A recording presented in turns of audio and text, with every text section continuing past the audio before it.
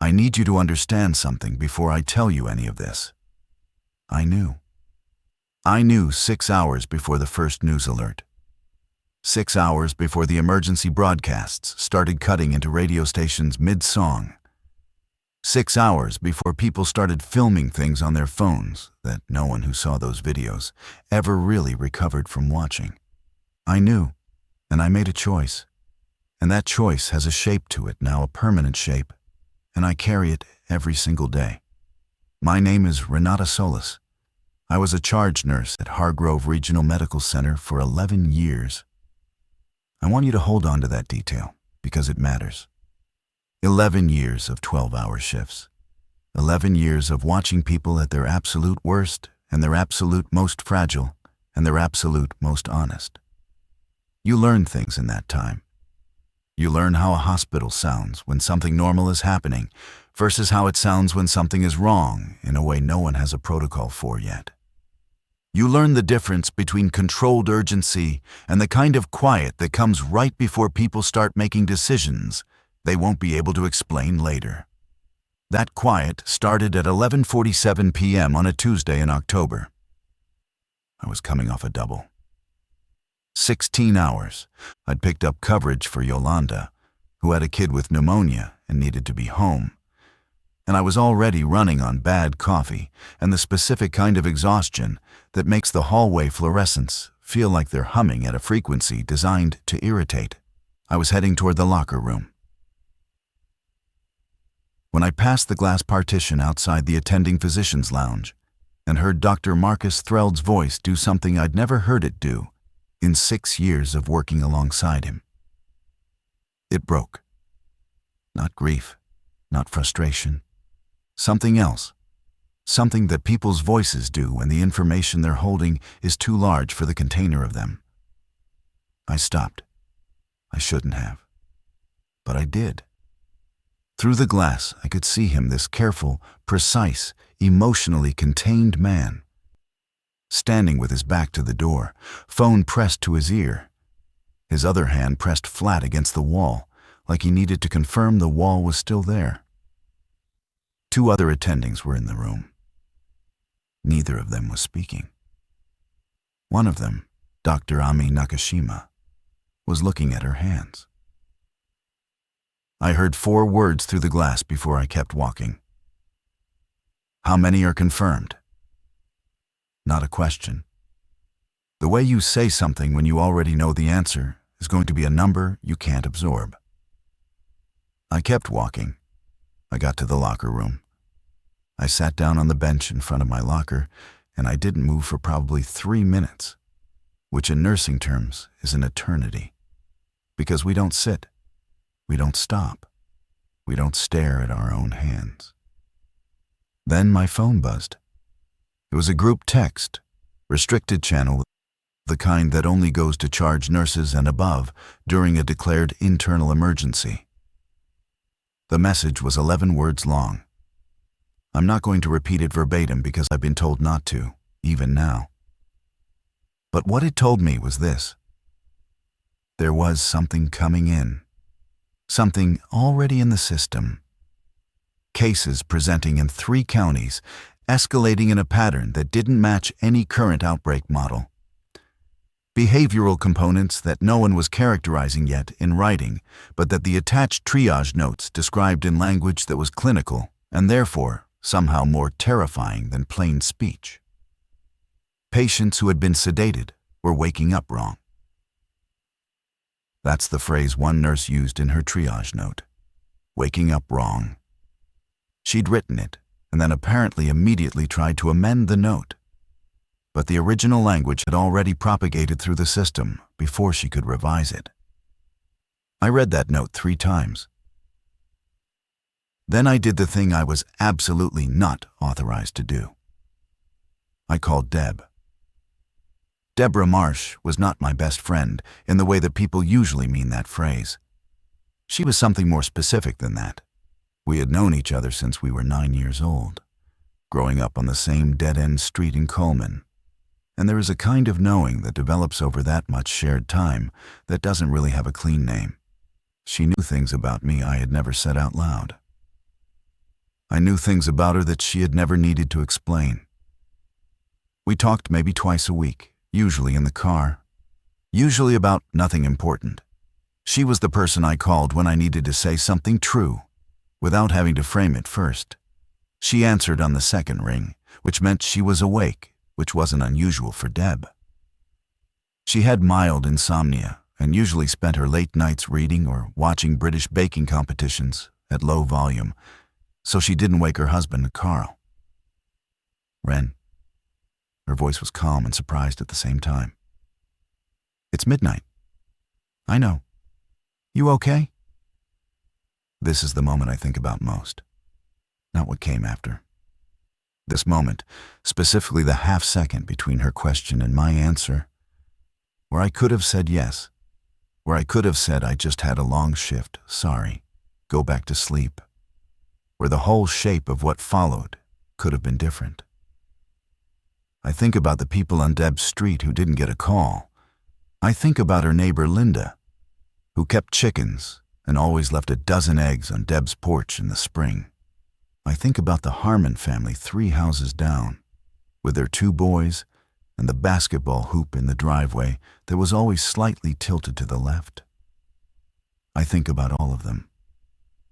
And then I think about Deb's kids, her daughter Maya, who was 16, and her son Coop, who was 12. And I know even now that I would make the same choice again, and that knowing that about myself is one of the harder things I live with. "Deb," I said, "I need you to listen to me. I need you to listen carefully, and I need you to not ask me why yet, okay? Just listen." A pause. 2 seconds. "Okay?" Something is happening. I can't tell you exactly what, but it is serious, and it is coming, and you have maybe 6 hours before it is no longer something you can prepare for. Do you understand what I'm telling you? She didn't answer immediately. That was the right instinct. Deb was not a person who responded to alarming information with noise. She processed, always had. "How serious?" she said finally. "Serious enough that I'm calling you at midnight on a restricted work phone." Another pause, longer. "Carl's here. The kids are here." "I know. That's why I'm calling." "Ren." Her voice had changed that particular tightening that happens when someone is deciding whether to let fear in or hold it at the door. What do I do? And here is the thing. I knew exactly what to tell her. Because I'd been thinking about it since I sat down on that bench in the locker room. I had not been staring at the wall. I had been running logistics in my head with the same mechanical focus I used during a code, systematically, without sentiment, checking boxes, water, food for at least 2 weeks, every door locked, windows checked, car gassed, Carl's hunting cabinet, the chest freezer in their garage topped off. The kids kept close and given a simple, calm explanation that would keep them cooperative without triggering panic. I told her all of it. Step by step, I gave her 6 hours of preparation distilled into a 4-minute phone call. And when I finished, there was a silence on the line that I can still hear if I let myself. "Okay," Deb said, quietly, like a door closing. "Okay." "Don't call anyone else," I said, and I hated myself for saying it, even as it came out. "I know," she said, and I think she did know, which might have been the most painful part. I hung up. I sat in the locker room for another minute. Then I went back to the floor, because there were patients, and they were going to need nurses before this night was over.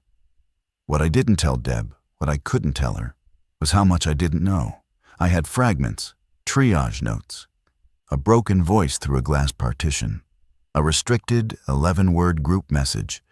I had the professional architecture to understand what those fragments suggested, but I did not have certainty. And, in medicine, Certainty is what separates a confident intervention from a catastrophic mistake. You learn not to act on partial information. You learn to wait for the full picture. I had called Deb on partial information. That was the second thing I had to carry. And I picked it up in the locker room. And I have not set it down since. The next 3 hours at Hargrove were not what you'd expect if you've seen disaster movies. There was no alarm, no announcement, no administrators striding through the hallways with a grim expression issuing commands.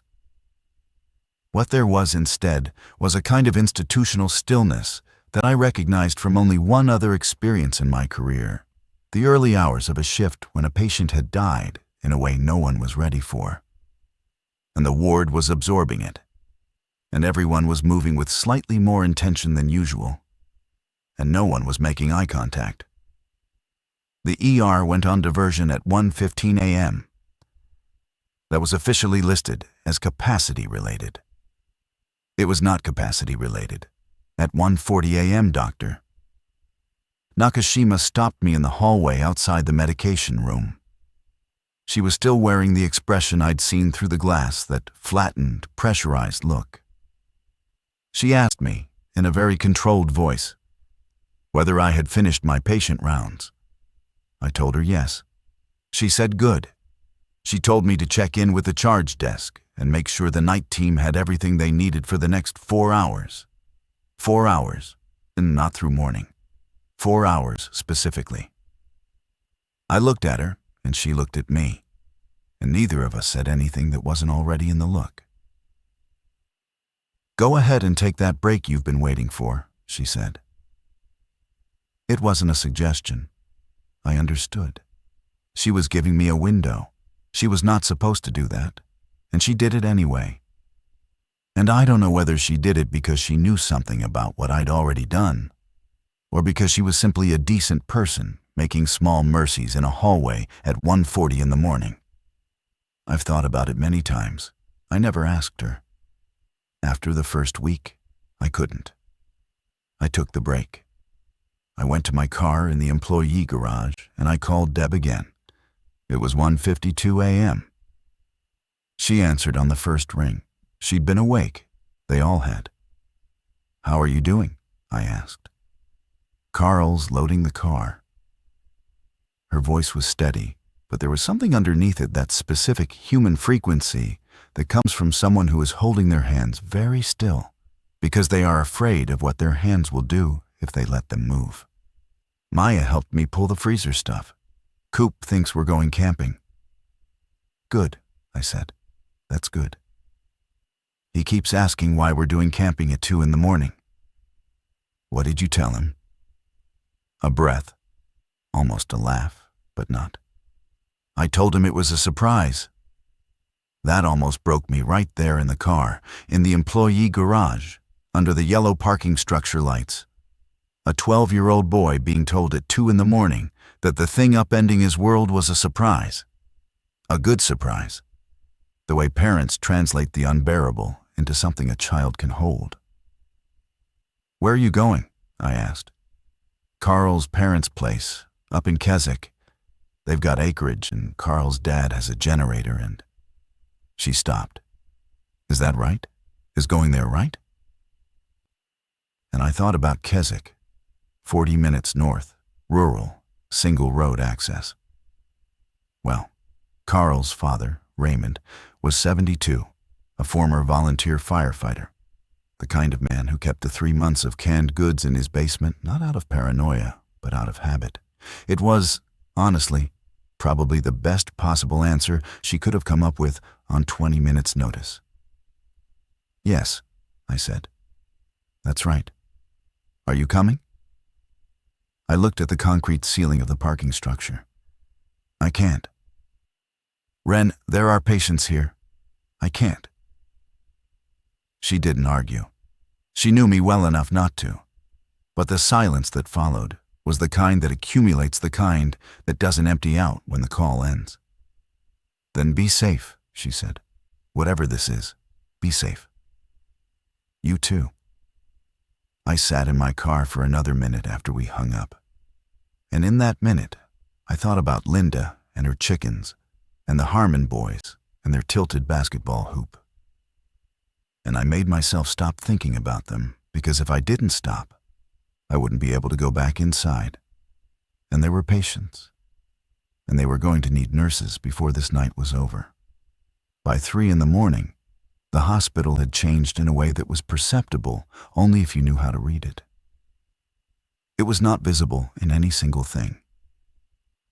It was in the accumulation of small deviations from normal, the particular way the nursing supervisor, Jackie Farrell, was walking the floor without stopping to talk, which she always did, because Jackie was constitutionally incapable of passing a colleague without at least a shoulder squeeze. The way the medication dispensing system had been switched to manual override protocols, which typically happened only during system outages. The fact that 2 of our 3 ICU rooms had patients whose chart access had been restricted to attending level only, which I had seen exactly once before in my career, during a high-profile criminal case. And the sound. The ER was on diversion, which meant it should have been quieter. It was not quieter.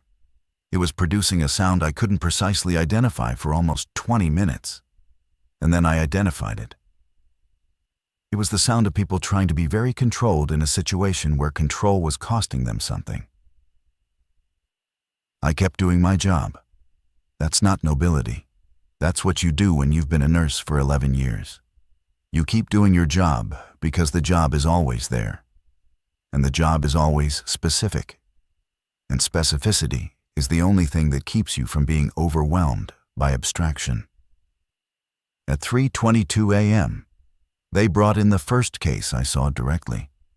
I want to be careful about how I describe this, because I spent a long time afterwards trying to figure out how to talk about it without either sensationalizing it or diminishing it. The patient was a man, middle-aged, brought in by paramedics who handed off to the ER team with an efficiency that was just slightly too fast, the kind of handoff speed that happens when the people doing the handing want to be elsewhere.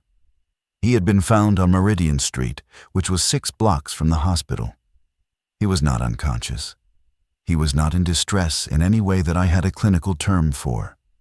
He was moving, continuously, with a purposefulness that I can only describe as directional, like something in him was oriented towards something. And the orientation was not responding to verbal input or physical restraint in the way that any form of human distress I had ever encountered responded. 3 of our best ER nurses handled the intake. They were professional and efficient, and all 3 of them had faces that were doing what medical faces do when the situation exceeds the training, but the training is all you've got. I was not assigned to that patient. I watched through the window for approximately 40 seconds, and then I made myself look away, because whatever I was doing with those 40 seconds was not nursing. I went back to my floor. At 3:55 a.m., I received a text from a personal number I didn't recognize. It took me 12 minutes to understand that the number belonged to Dr. Threld, his personal cell, which I'd never had, which meant he had gotten mine from somewhere. The text said, "Go to break room B, now if possible." I went. He was there alone. No coffee, which was unusual for Marcus Threld at any hour. He was standing by the window that looked out over the staff parking area. And he didn't turn around when I came in. I'd worked alongside this man for 6 years. I'd seen him handle cardiac arrests, pediatric traumas, a mass casualty event involving a highway pileup during an ice storm. He was not a man who stared out windows. "Solís," he said, "Dr. Threld." "Sit down." I sat. He didn't. He kept looking out the window for a moment, and then he turned around, and his face was the face of someone who has decided to say something honest and is paying the price of the decision before the words even come. "What I'm about to tell you is not official," he said. "Nothing about this conversation is officially happening." Understood. He told me. Not everything, I don't think he had everything. But enough. Enough to confirm what the fragments had suggested, and to add a dimension to it that the fragments hadn't conveyed, which was the velocity. It was moving fast, faster than the models. The 3-county spread had become a 5-county spread in the 2 hours since my group message. The behavioral component, the waking up wrong component, was now documented across multiple facilities, not just one. The CDC had been notified. The governor's office had been notified. Neither notification had yet produced anything actionable. "How long?" I asked. He understood the question precisely. "Before it's outside the possibility of containment?" "Yes." He looked at me. "I think it already is. I think the window closed sometime in the last 3 hours." I sat with that for a moment. In the break room, under the fluorescents, with the hum of the vending machine filling in the silence. "What are we doing?" I asked. "What we always do," he said. "We manage what we can manage." Marcus Threld left the break room before I did. I stayed for another few minutes, which was either 5 minutes or 20, I genuinely cannot tell you, because time was doing what it does in high-stress environments, which is stretch and compress without warning. I was thinking about the word containment, about what it means when a doctor with 30 years of experience and an extraordinarily disciplined mind uses the past tense for a word that's supposed to be present tense active. I was also thinking about Deb. It was now past 4 in the morning. If she and Carl had left when she said, which I knew Deb well enough to know they had, they would be at Carl's parents' place in Keswick by now. Settled in. The kids in whatever room Raymond and his wife Frances kept, made up for visitors. Carl probably talking through logistics with his father. Deb probably standing in the kitchen, pretending to organize something, so she'd have something to do with her hands. I wanted to call again. I didn't. The battery anxiety alone wasn't the reason. It was more that another call felt like I would be using her the way people use their phone when they're afraid, and the phone is the nearest warm thing. She needed to be settling her children, not managing my fear. So I went back to the floor. I checked on patients. I charted. I administered medications that felt increasingly strange to be administering. Because what is the correct pain management protocol for a world that is in the process of becoming something no protocol covers? At 4:40 a.m., the first of my colleagues broke. Not violently, not dramatically, quietly, the way real breaks happen. Her name was Priya. She'd been a nurse for 3 years, which means she was good, but hadn't yet developed the emotional callus that longer service builds. She was in the supply room, and I found her when I went in for IV supplies. And she was sitting on the floor with her back against the shelving unit and her knees pulled up. And she wasn't crying, which was almost worse. She was just sitting there in the way you sit when your body has stopped agreeing to stand up. I sat down next to her on the floor. We sat there for approximately 2 minutes without either of us saying anything. "I called my mom," she said finally. "She lives 40 minutes away." I didn't say anything. She didn't answer. She doesn't always hear her phone at night.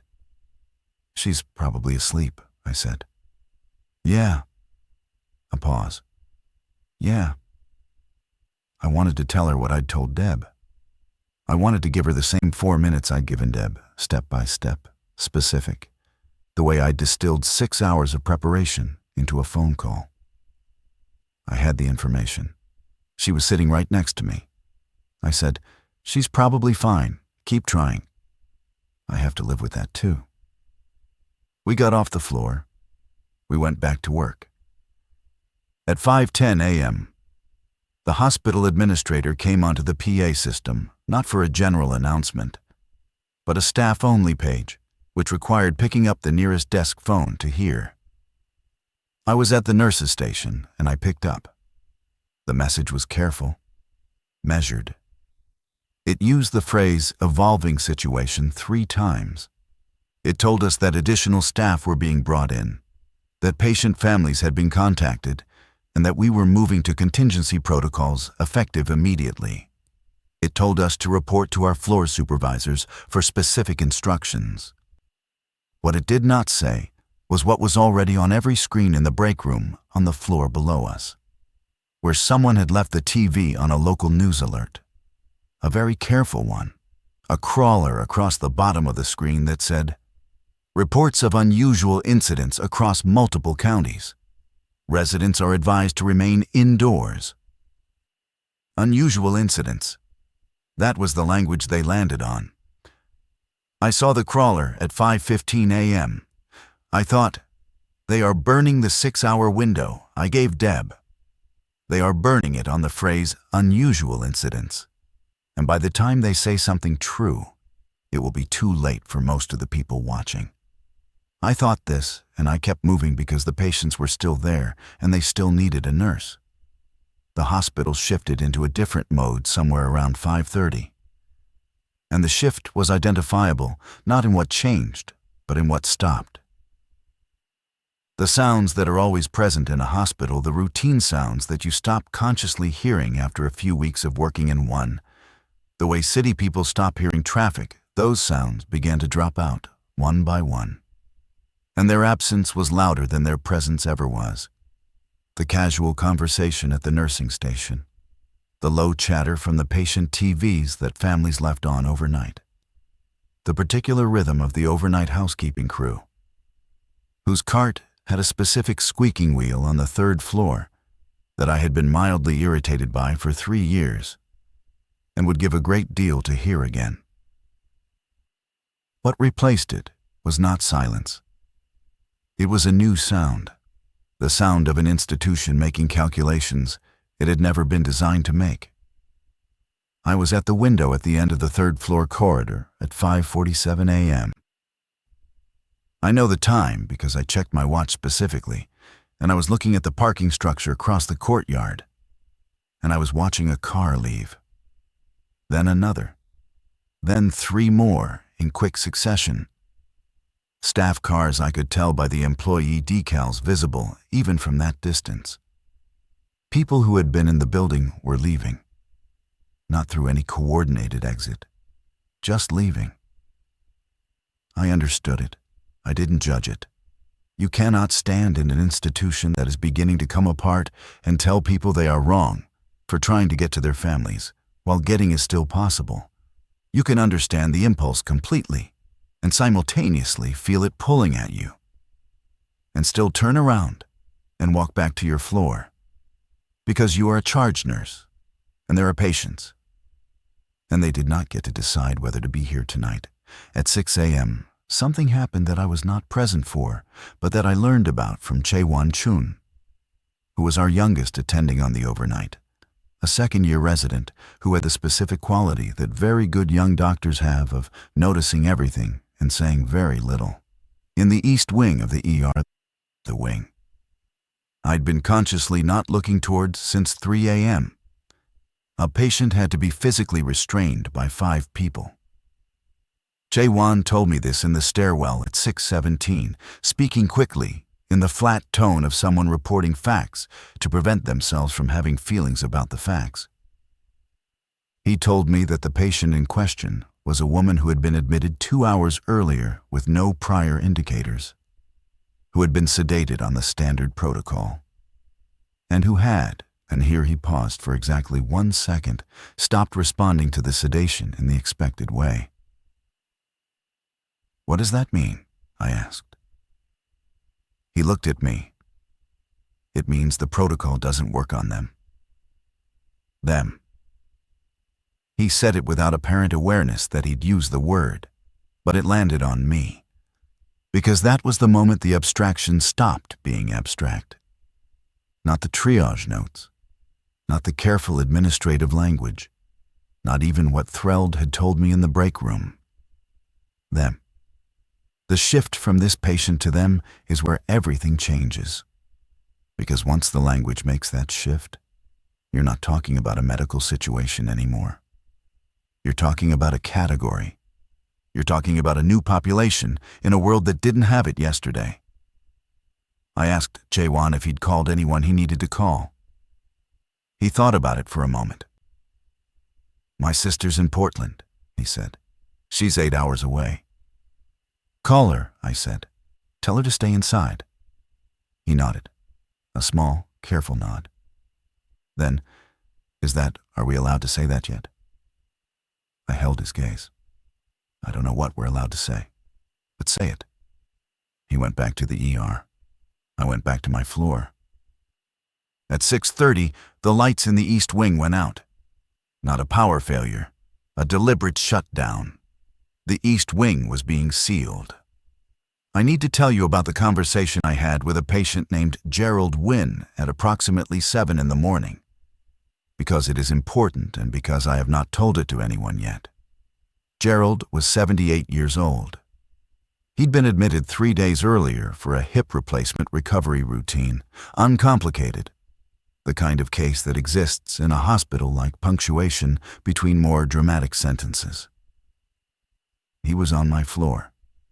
He was alert and oriented and deeply opinionated about hospital food, which he had been communicating to me in detailed and specific terms every time I visited his room. When I came in at 7 to check vitals, he was not talking about the food. He was sitting up in bed, watching the window. His room faced the parking structure side of the building, and from his bed, he could see the same cars leaving that I'd been watching from the corridor an hour earlier. He watched them for a moment after I came in, and then he looked at me with the particular acuity that some elderly people develop, a sharpness that comes from having watched the world for a long time and learned to read the gap between what is happening and what people are saying is happening. "Something's wrong," he said. It wasn't a question. I checked his blood pressure. "Try to rest, mister. Wynn." "I'm not panicking," he said with a slight edge. "I'm 80 years old. I've seen things that would give you nightmares. I'm not asking you to hold my hand. I'm asking you to tell me what's happening." I looked at him. He looked at me. "Your daughter," I said. "Is she local?" He studied my face. 40 minutes. Riverton." "Does she have a safe place? A house? A yard?" A pause that stretched into something larger. "She's got a place out on Wheeler Road, little farmhouse. She's always after me to sell my apartment and move out there. Would you like to call her?" He was quiet for a moment, not confused, processing. This man, who had been alive for 78 years and had developed a reliable internal instrument for detecting when reality was pivoting, was running the numbers. "Should I tell her to come get me?" he asked. I thought about that. I thought about the East Wing. I thought about what Jaewon had told me in the stairwell. I thought about the protocols I was bound by and the protocols that were beginning to feel like walls in a room that was tilting. "Tell her to prepare her house first," I said. "And then, if she can reach you safely, to come." He nodded once, slowly. Then he reached for the phone on his bedside table with the deliberateness of a man who understands that some phone calls carry more weight than others. And he dialed. I left his room with my chest compressed in a way I couldn't locate physically but felt very specifically. I had just done it again. Not to a family member, to a patient.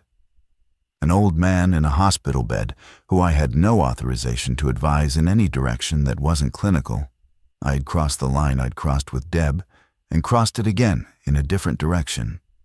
And the line was getting less visible every hour. And that scared me more than almost anything else that night. Because if you can't see the line anymore, you can't tell when you're over it. By 7:30, I had checked on 11 patients. 4 of them had family who had called or were calling. 3 had family who had already arrived at the hospital and were being told by front desk staff with increasingly strained politeness that visiting hours were suspended. One patient, a woman named Carla in room 312, asked me to sit with her because she had no one to call, and she knew something was wrong, and she didn't want to be alone. I sat with her for 4 minutes. 4 minutes was what I had. I told her she was safe on this floor. I believed it when I said it. I'm not sure I believed it 4 minutes later. At 7:52 a.m., the news broke publicly. I know the exact time because I saw it happen in real time. Someone in the waiting area on the ground floor had a tablet, and the alert came through, and I saw the color leave their face from 20 feet away, and I thought, there it is. The window that Deb had used that Gerald Wynn's daughter was presumably using, that Jawan's sister in Portland was hopefully using, that window was closing for everyone else. Closing publicly, officially, with a breaking news banner in the particular red color that networks reserve for the category of event that cannot be softened by graphic design. I did not read the alert. I didn't need to. I went to the nurse's station and I looked at Jackie Farrell, who was now behind the station desk doing something with a clipboard that I don't think she was actually reading. I said, "Jackie, what's the current plan for non-ambulatory patients if we have to evacuate?" She looked up, and in her face I saw the answer before she gave it, which was that there was a plan, and the plan was incomplete, and she knew it was incomplete, and she was holding that knowledge in a way that was costing her. "We're not at evacuation protocol yet," she said. "I know. I'm asking for when we are." She looked at me for a moment. "Check in with your floor supervisor at the top of the hour." That meant there was no current answer. I walked to the window at the end of the corridor again. The parking structure was half empty now. Outside the main entrance, visible from the corner of my angle, there were people, not patients, not staff, just people who had apparently arrived at the hospital the way people arrive at any authority structure when the world becomes confusing, looking for someone to tell them what to do. There was no one to tell them what to do. I checked my phone. A text from Deb, sent 20 minutes earlier, that I had missed. "We're here. Everyone's safe. Coop found a dog. Are you okay?" A dog. Coop had found a dog at Carl's parents' farmhouse in Keswick, and apparently this was notable enough to include in a crisis text. And something about that detail, its smallness, its normalcy, the way a 12-year-old boy's world can still organize itself around a dog when everything else is dissolving, did something to me that the East Wing shutting down and the news alert and Gerald Wynn's phone call had not done. I went to the supply room bathroom and locked the door and stood with my hands on the sink and breathed for 45 seconds. Then I unlocked the door and went back. At 8:15 a.m., Dr. Threld came back to my floor. He was not there officially. He was there the way people are present in spaces when they need to be somewhere that isn't where they're supposed to be moving to casually, making eye contact that lingered a second longer than professional necessity required. He stopped near the medication cart while I was charting and spoke quietly, facing slightly away from me, which is the body language of a conversation that isn't technically happening. "2 of our ER staff didn't come back from break," he said. I kept looking at my chart. "Okay." Not condemning, noting. "How many in total?" I said. Not a question, the same way his "how many are confirmed" had not been a question 12 hours ago. "We're down 14% staffing on the acute floors. ER is..." A pause. "Different." I understood what different meant. The East Wing was sealed. The ER was operating in a mode that no one was officially describing. "What are we doing with the ambulatory patients?" I asked. "Working on that." "Dr. Threld." He looked at me then, directly. "We're working on it, Solís." That's an honest answer. "What about—" "I know." He said it before I finished the sentence. "The non-ambulatory patients are the question nobody has an answer to yet. The plan is being built. While the situation develops?" "Yes, while it develops." I thought about Gerald Wynne and his hip. I thought about Carla in 312. I thought about 5 other patients on my floor who could not, under their own power, get out of this building quickly. If I were to facilitate discharge for patients whose condition permitted it, I said carefully, and whose family members were available to transport them. He looked at me for a long moment. "Any discharge decision would need to be consistent with current medical judgment about patient condition and safety," he said. It was a very precise sentence, delivered without inflection, and it contained inside it what a lawyer would call plausible deniability and what I called permission. He walked away. I spent the next 40 minutes doing exactly what he'd given me room to do, moving through my floor and making honest assessments of which patients were medically capable of leaving, and for those who were, calling the family numbers in the chart. Not all families answered. Some did not. Some had numbers that went straight to voicemail, and the voicemail boxes were full, which told me something about how many calls those lines had already received this morning. Of the ones I reached, most came. A woman drove 90 minutes from across the county to collect her father, a man named Douglas, who had been with us for a respiratory follow-up, and who had no idea what he was leaving into, and who I watched get into his daughter's car from the corridor window, and felt something that was not quite relief and not quite guilt, but lived in the neighborhood of both. Gerald Wynne's daughter, whose name was Sherry, and who turned out to have the precise same jaw and the precise same quality of directness as her father, arrived at 8:55. She was calm in a way that suggested she had been building toward this moment since Gerald's call. She had a SUV with the back seats folded down. She had a quilt. She had a thermos of coffee. When she arrived at his room, Gerald was already dressed. He'd gotten himself into his clothes with significant discomfort from the hip, and was sitting on the edge of the bed, looking like a man who had survived enough things to know that the particulars of this one were new, but the category was familiar. He looked at me when she came in. "Thank you," he said. Specifically to me. Specifically for the thing I had done that I wasn't supposed to do. I discharged him against the standard recommendation timeline. I documented it as patient-elected early discharge with family transportation to home care, which was accurate and also incomplete. The things that are true and incomplete are the ones that keep their shape the longest. By 9:30 a.m., the floor was running on reduced staff and reduced patient census, and a quality of tension that had moved past the acute stage into something more sustained and duller and harder to push against. Because acute tension has edges you can locate and push back on, and this new tension was ambient. It was in the air, in the hum of equipment, in the way every remaining staff member was moving with the particular economy of people rationing their own resources. I had 6 patients remaining on my floor.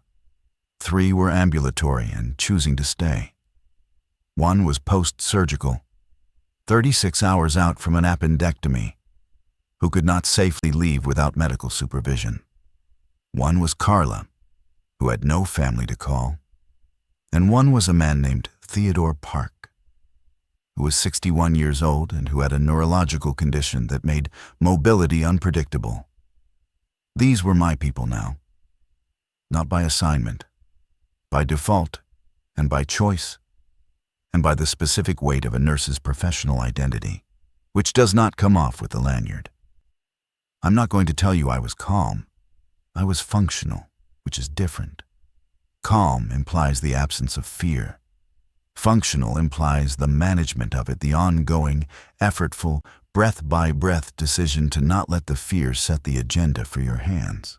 At 9:47, something happened in the corridor outside room 308 that I'm going to describe as plainly as I can. I heard a sound that didn't belong. Not in the way the early hours had not belonged. That was subtlety. That was professional instinct reading small deviations. This was different. This was the sound of something wrong happening without any institutional filter over it. And it was coming from the direction of the East Wing access door, which should have been sealed. Should have been. I moved toward it without deciding to.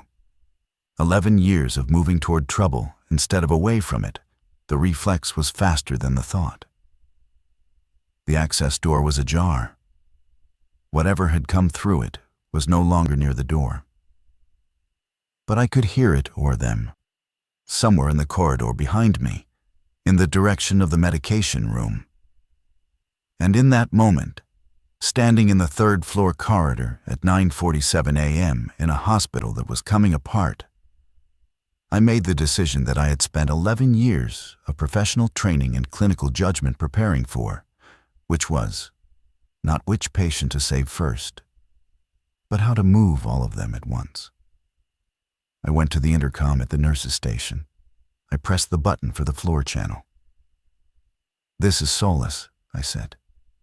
My voice came out steadier than I felt, which is either a skill or a symptom, and I've never been sure which.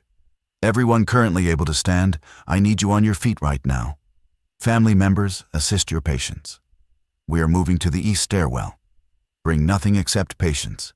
We go now." Carla was the first one in the doorway, which surprised me. She had gotten herself out of bed and into the corridor before I finished the announcement. Theodore Park was being helped by one of the remaining nurses, Darius, who had the quiet competence of someone who had been in worse situations than this, which I doubted, but the manner was helpful. We moved. The stairwell smelled like concrete and antiseptic and the particular cold that emergency exit stairwells maintain regardless of the season. We went down, 2 floors, Darius and I taking Theodore between us, his feet finding purchase on the steps with irregular success. Carla directly behind us, one hand on the railing, not making a sound. The post-surgical patient, his name was Brendan, 29, who had spent the previous day and a half complaining about the IV placement moving under his own power, with his jaw set in a way that made me respect him considerably. We came out through the ground floor exit into the service area on the east side of the building, which opened onto a loading bay, and beyond that, a service road that ran parallel to the parking structure. Outside was different from what I'd expected. Not chaos, not immediately. What it was morning, actual morning, with light and temperature and the specific sensory quality of being outside after being inside a hospital for 16 hours, which under any other circumstances would have been a relief. The sky was pale yellow going to gray. A bird was doing something in a tree 40 meters away. These details registered alongside everything else, which is how the mind works when it's running at maximum. It takes everything, sorts nothing, delivers it all simultaneously. There were 3 other groups of hospital personnel already in the service area. I recognized 2 nurses from the second floor and a physical therapist named Bennett, who I'd worked alongside several times. They had patients with them. Everyone was doing the same calculation, looking at the service road, looking at the parking structure, looking at each other. Solís. Bennett. He had the expression of someone looking for whoever was going to tell them what to do next. I looked at the service road. It ran north, away from the main entrance where I'd seen the crowd gathering. It connected to a secondary exit that led out onto Marsh Street, which ran east-west and had lower traffic volume than the main roads. "Service road north," I said. We stay together. "To where?" one of the second-floor nurses said. "Far enough," I said. And I knew it was insufficient, and I said it anyway, because the alternative was saying, I don't know. Which was true, but which no one in that service area needed to hear from the person who was apparently in charge. We moved north. I want to stop here and tell you something that I didn't know until later. I didn't know it during the walk up the service road. I didn't know it during the hours that followed, which were long and difficult in ways I'll get to. I learned it 3 weeks after, when I was able to reach Deb again, and she told me what had happened at Raymond's farmhouse in Keswick in the hours after they arrived, because I had told Deb not to warn anyone else. And Deb had done it anyway, not loudly, not broadly, not in the way that would have collapsed whatever thin advantage specificity provides. She had called 4 people: her sister, who lived 20 minutes from Keswick, and who made it to the farm with her family by 6 in the morning; her neighbor, Linda, who I had thought about in the locker room, and then tried not to think about; a woman from Maya's school, who was a single mother with no family nearby; and an elderly man named Warren, who lived alone on their street and who had driven to Keswick in his 1994 pickup truck with 3 bags of dog food and a manual can opener and no other explanation. 4 calls. 7 additional people at the farm by 7 a.m. When Deb told me this on the phone 3 weeks later, I waited for her to get to the end of the telling before I said anything. I know what you told me, she said when she finished. I know you said not to. I know, I said. I couldn't not call Linda. I know. A pause. Are you angry? I thought about Linda and the chickens and the eggs she left on Deb's porch. I thought about a single mother with no family nearby. I thought about Warren with his 3 bags of dog food. No, I said. I'm not angry. What I was something I still don't have a single word for. It was the sensation of recognizing that Deb had done the right thing by doing the wrong thing, by doing the right thing, that the layers of this were not resolvable into a single clean moral verdict. She had violated the instruction I gave her, which itself had been a violation of the instructions I was bound by, which were in service of a system that had ultimately failed the very people those instructions were supposedly protecting. She had called 4 people. I had called 1. Neither of us had called enough. Both of us had called too many. These things were all simultaneously true, and I've sat with all of them for a long time now. Coop named the dog Kessler, after the town. He still has it. The 6 weeks after we came out of the hospital through that service door were not, I want to be precise about this, the dramatic survival story you might be imagining. There were terrible things. I'm not going to detail them because they are not the point, and because some of them belong to people who are still alive and who have the right to keep the particular shape of their own experiences. What I will tell you is that the group that came out that service road that morning stayed largely together for 11 days, which in retrospect was both longer and shorter than it felt from inside. We lost 2 people in that time. Neither loss was from violence. One was medical. Theodore Park's condition, which had been manageable in the hospital, became unmanageable without his medications, and the end of that was quiet and private and deeply unfair in the specific way that deaths from chronic illness are unfair when they happen in a context that makes the normal impossible. The other loss was a choice someone made that I respected and have never judged, even when it cost us. We made it to Keswick on day 8. Not directly, nothing was direct. But we made it. Walking up the drive to Raymond's farmhouse and actually hearing Coop's voice before I could see him, shouting something at the dog from somewhere behind the house, was the closest thing to a physical sensation I've ever had from an auditory input. My legs almost stopped working. Darius grabbed my arm without commentary, and we kept walking. Deb came out the front door, and she stood on the porch, and she looked at me, and we didn't do the dramatic thing. We stood there for a moment, both of us carrying what we were carrying. And then she said, "I saved you some of Frances's soup. How old is it?" 3 days? Still fine. We went inside. That first evening, sitting at Raymond and Frances's kitchen table with Deb and Carl and Maya and Coop's dog, and the 7 people Deb had called, and Darius and Bennett and Carla and Brendan, who had driven himself 3 miles with a healing incision that he will probably feel for the rest of his life. Sitting at that table and listening to multiple conversations happening at once, the way they do when people who have been through something together are allowing themselves to be in the same room and not be in crisis. I felt something that I don't want to call peace, because it wasn't peace. It was more like the moment after a very long exhale. The recognition that the breath had been held and was now released, and the next breath would come. But underneath it, and this is the thing about the kind of thing I did underneath it, the question that Deb had asked me about whether to call Linda was still there. Underneath it, Priya in the supply room was still there.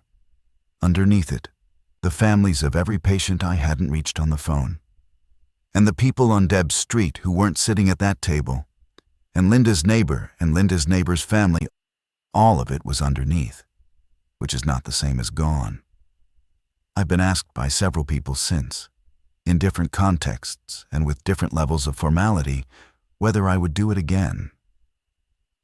It's the wrong question, but I understand why it's asked.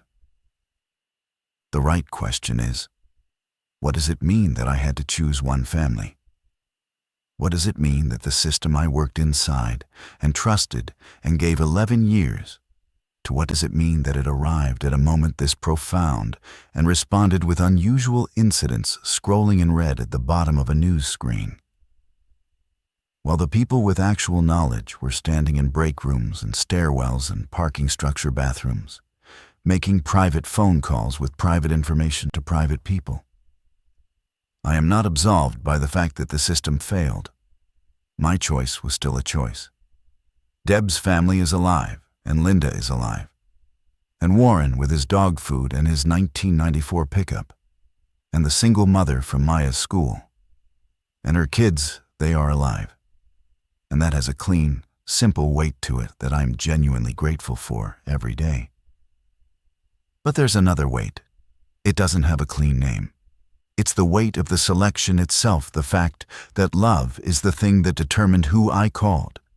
And love is partial by definition. And in a situation where partiality has mortal stakes, the partiality doesn't become something else, just because the feeling driving it is real. I would call Deb again. I need to be honest about that. If I were placed in that moment with the same information and the same options, I would pick up the phone and I would call her. And I would give her those 4 minutes. And I would say, don't call anyone else. And she would call 4 people anyway. And I would love her for it. I would also carry the weight of the people I didn't call. Those 2 things are not in opposition. They are the same thing. I was a nurse for 11 years. I believed in protocols because protocols are the crystallized knowledge of every person who came before me and learned something from a situation that hurt them. I also stood in a hospital corridor at 1:40 in the morning and heard a good doctor give me permission to discharge patients who needed to leave by framing it as a clinical assessment question, because the protocol didn't have room for what was actually happening. Systems fail. The people inside them don't stop having to make decisions. That's what I've been trying to tell you. Not that I was brave. Not that I was right. That I was present, and I acted, and the acting had consequences that I am accountable for. And I'm still here, and being still here means I don't get to set the weight down. Maya was 16 then. She's older now. She works in emergency management. I don't think that's a coincidence. I think that what we pass to the young people who watch us navigate impossible things is not the decision we made, but the willingness to stay present, inside, the impossibility to not look away from what the choice costs, even when looking at it is the harder thing. That's the only wisdom I have that I'm confident enough to offer without qualification. Coop's dog is 3 years old now. He's a mid-size mutt with mismatched ears and an extremely high opinion of himself. His name is still Kessler. I visited last spring, drove up to Keswick on a Saturday, the way you do when visits have stopped requiring a reason. Carl made breakfast. Francis was there, smaller than I remembered, still sharp. Raymond kept a hand on my shoulder when we sat outside after, the way older people do if they've decided you're worth the specific warmth of that gesture. Deb and I walked the property in the afternoon, out past the tree line where the land slopes down toward the creek.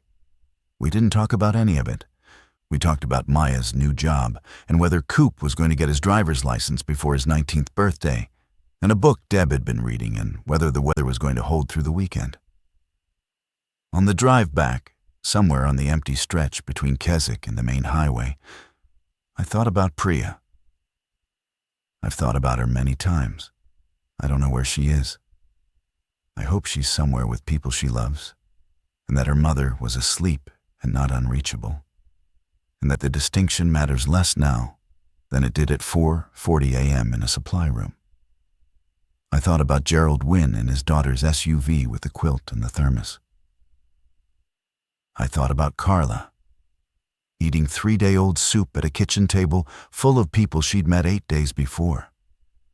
I thought about the 11 words in that restricted message, the ones I'm not going to repeat, and about how 11 words at the right moment can restructure everything that comes after them. I thought about what it means to know something early, what you owe the knowing, what you owe yourself, what you owe the people you didn't call. I thought about all of it, and I drove home, and when I got there, I stood in my kitchen for a few minutes in the quiet. And then I made tea, and I sat down, and I started to write this, because some things need to be said out loud, especially when there's no clean ending to say them toward. The debt doesn't resolve. You just learn to carry it without letting it make you smaller than the carrying requires.